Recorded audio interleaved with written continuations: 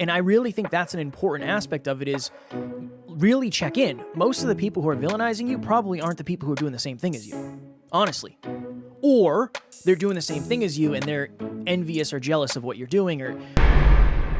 But I think it's important for all of us to realize that when it comes to being villainized, all it really is, and this is the hard truth of it, if you are being villainized, it actually means that you're probably on the right path, not the wrong one.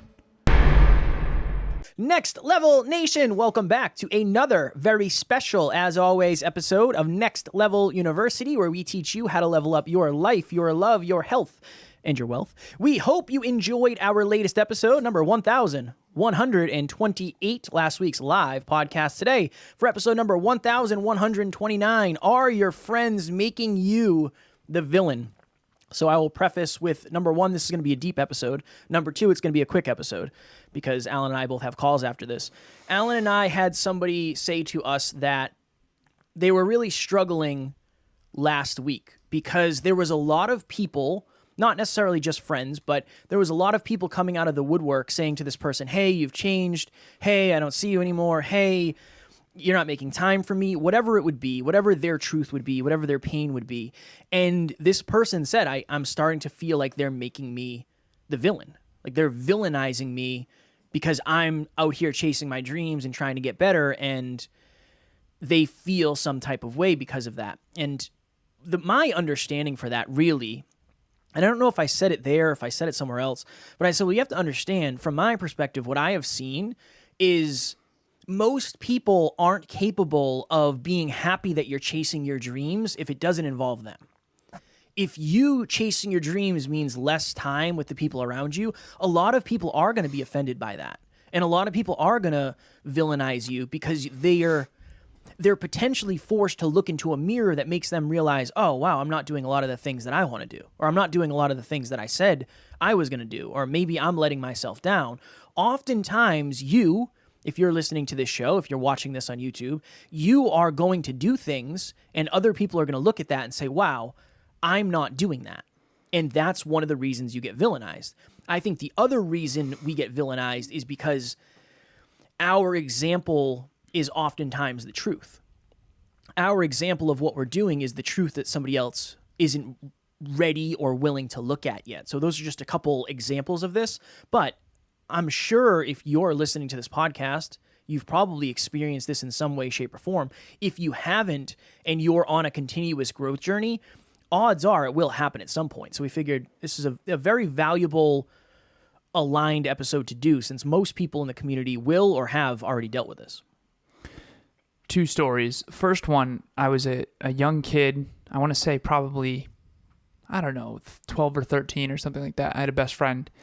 His name was Kiki, and we would always talk about so his sister went on a diet, and she was drinking skim milk. And as a little kid, we were probably unkind to his sister. She was trying to diet, and we were like, oh, skim milk's gross. Why would you do that? That kind of thing. And we didn't make a big deal out of it, but we were like, we hate skim milk, right? Fast forward. I start lifting, and this is the tail end of high school, early college. And as you know, Kev, as a bodybuilder, skim milk has none of the fat and all of the protein. Big fan of skim milk. It's the obvious play. Yeah, it's the obvious play from a macronutrient perspective. And I remember sitting down with him being like, dude, you hate skim milk. And I was like, no, I don't anymore. He's like, dude, tell me the truth. You hate skim milk. Skim milk's gross. And I'm like, dude, it doesn't taste as good as 1% or 2% or whole milk like we used to drink.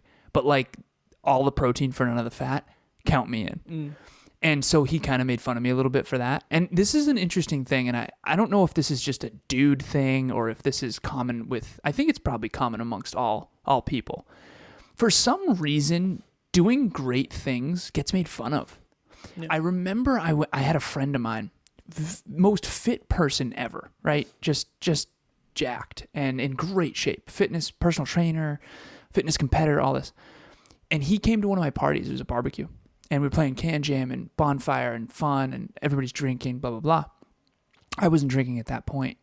But he brought like a bag of chicken to grill. He brought like his own chicken because he never wanted to miss his macros. And he never missed his macros. And I remember people making fun of him. Like, who brings a bag of chicken to like a party? And I remember thinking, like, that's why you're out of shape. You know what I mean? He doesn't care what you think. He's 3 times your size. You want to make fun of him, he'll kill you. You know what I mean? Now, obviously, that's just all ego. It's just stupid ego crap. At the end of the day, here's the truth.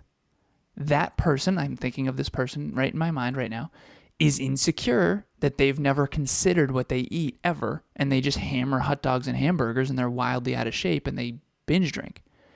And this person's twice their size, in way better shape, and just killing it. And that's not what he says.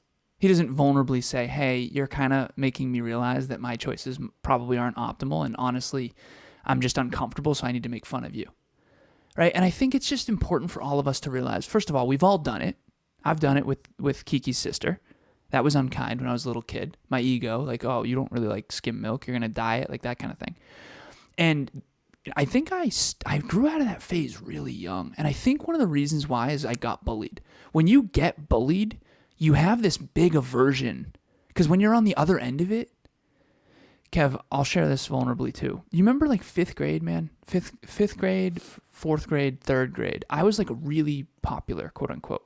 I remember my 5th grade teacher said I was the red-faced social butterfly. I had the bowl cut and like all the girls, all that stuff, Valentine's Day, all that. I was, right? After that, I remember I didn't hit puberty for like a long time, and I was the opposite of popular. 7th and 8th and 9th grade for me were like, I was the runt. I was red-faced, didn't hit puberty. Every other guy became a man, and I was a little boy. There's like this picture of me and my friends, and I look like a little boy in comparison. And so I went from like being like the popular, athletic, good at everything, soccer, trophies, get all the girls, Valentine's Day, all kinds of stuff, to like literally like a loser. That was really good for me. And then on top of that, when my stepdad left, I had such a hard time at home. So this was like a really transformative time for me because I became the man of the house when I was still a little boy. I went from being somewhat of a bully at times to like being bullied and picked on. And I just never, ever wanted to be like that again. And I decided I'm never going to do that again. And in some ways, I think I've overcorrected, and you and I have talked about this, where I don't even put people in their place ever anymore because I'm so afraid to end up being a bully or whatever.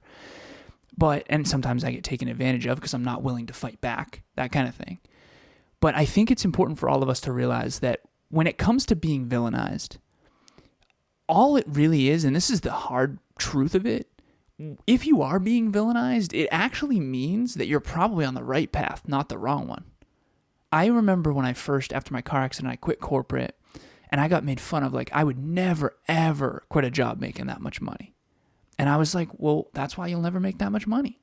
Because I had to risk 65 to make 85. I had to risk 85 to make 105. I had to risk 105 to make 125. I had to risk 125 to make nearly 180. And now I had to risk 180 to get to where we are now. Took a little longer than I hoped. But like, if you're being villainized of, oh, you're a podcaster now, or you're a bodybuilder now, or oh, you don't like skim milk, like all that crap, you've changed. You think too much. Why can't you just relax? Like all that stuff. All of that stuff is just people's ego and insecurity coming out and lashing out in these really weird ways. And what I'm trying to get to a place in my life where it does, and one thing I'll say is it always has motivated me, so that's good. So let it motivate you. I really do think you need to. But beyond that, just realize that it's actually a green light and not a red light.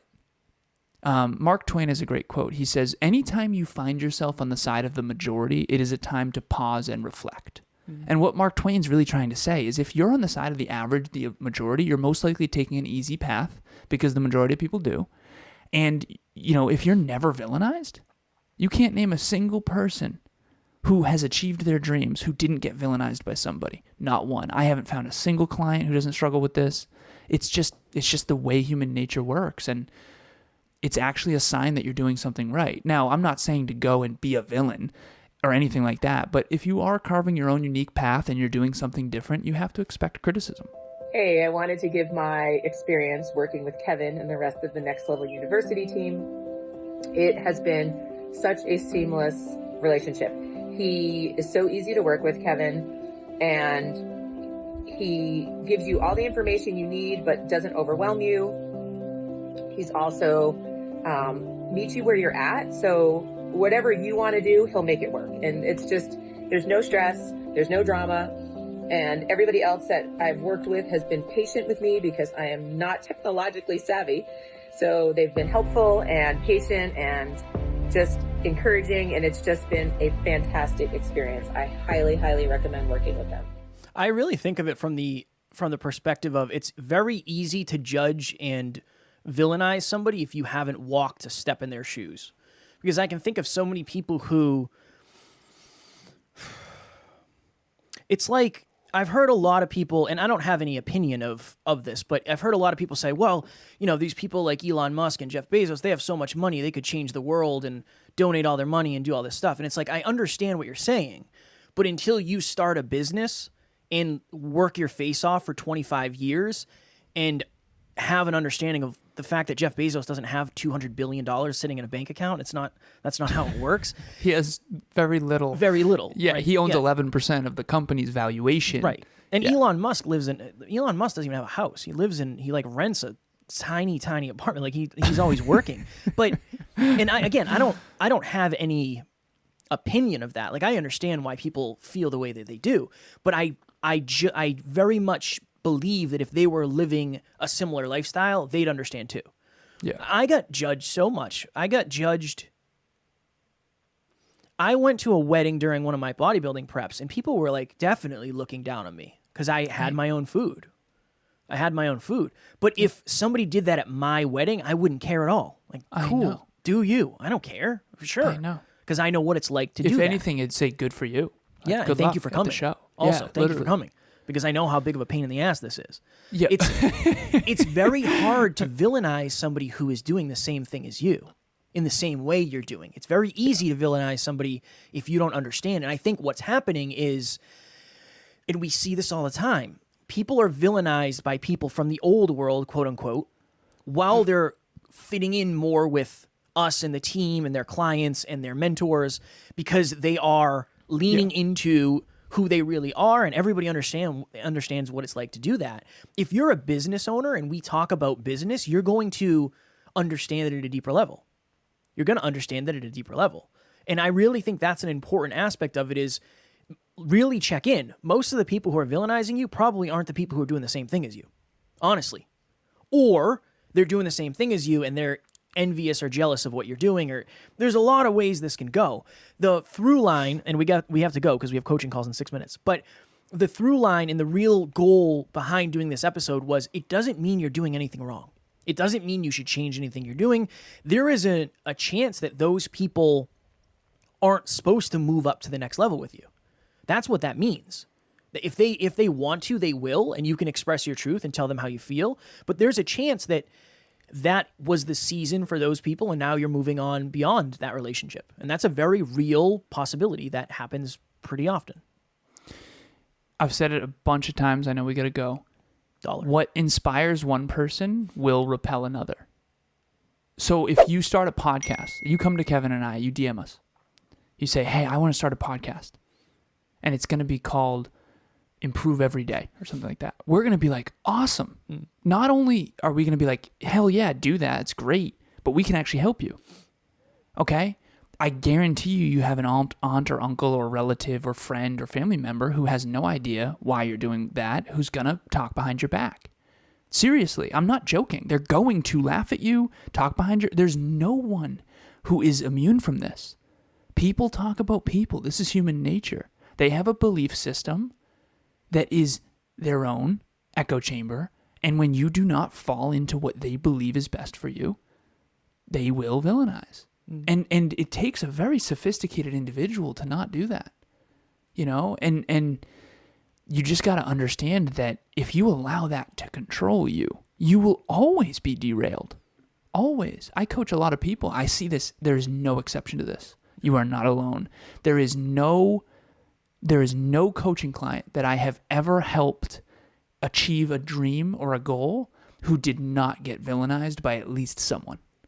Never existed, never will exist. So you cannot see that as the red light. If you do, you'll always be a shell of what you could be. And fearing no judgment and just doing it anyway. And, there's admiration in that. There really is. And you're going to make mistakes. And I think you would rather try and fail than not try at all. And you'd have to rather, at least if you're going to be villainized, no matter what, which you have to at least realize you're going to be villainized for who you really are. If you're going to be villainized no matter what, you might as well be villainized for who you really are. And it's not going to be by everyone. You're going to be, if you start a podcast, Kevin and I, pumped, exciting, awesome, let's do it. A bunch of other people, pumped, listeners, excited, awesome, let's do it. Family members, certain ones are going to be like, why would you ever do that? There's no money in podcasting. I've heard that 1,000 times. There's no money in podcasting. And now Kevin and I can go back and say, well, we make 5 times as much as you do. Mm-hmm. But we don't do that because we're not trying to be bullies, So very important episode, very close to home. We'll touch or retouch on this in the very near future because this one is one we could go a lot deeper in. Next Level Nation, if you are feeling this way and you're saying, you know what, I'm getting villainized, vilified by a lot of people in my life, and I think it's time for me to find more aligned connections, please join our private Facebook group, Next Level Nation. It's private, so you can actually post what you're really going through. I shared something very vulnerable the other day about how I was struggling, and I got so much love, like an overwhelming amount of love. Best community in the world. I am convinced of that. Tomorrow, for episode number 1130, what's the connection between fear and success? As always, we love you, appreciate you, grateful for each and every one of you. And at NLU, we do not have fans, we have family. We will talk to you all tomorrow. Please reach out.